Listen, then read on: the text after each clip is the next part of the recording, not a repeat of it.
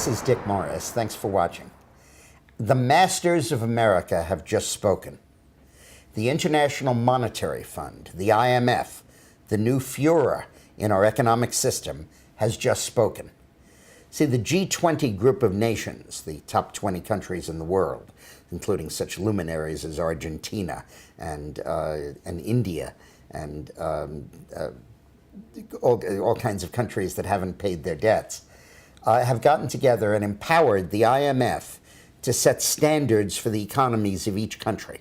How much should it grow? What should the inflation rate be? How much unemployment should be allowed? And what are the problems in the financial sector of each of these countries? And they have just announced that they are going to set up yardsticks, metrics, where every quarter they're going to assess every country in the world on how it's doing in living up to the goals that it set for it. The step immediately behind that probably is sanctions against countries that fail to meet the IMF targets and the IMF goals.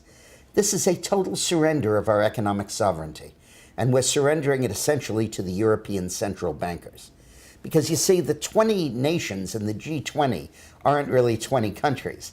One vote is the European Union, one vote is Britain, one vote is France, one vote is Germany, and one vote is Italy. So they get 5 votes out of the 20.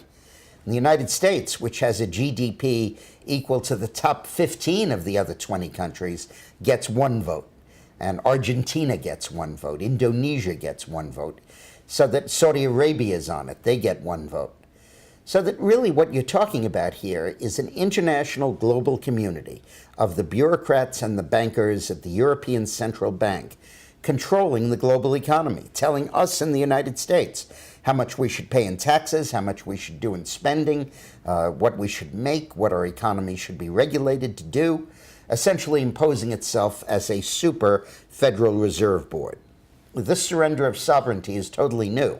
It happened under Barack Obama, and it's essentially part of his goal, which is to make the United States a citizen of the world, subservient to the world.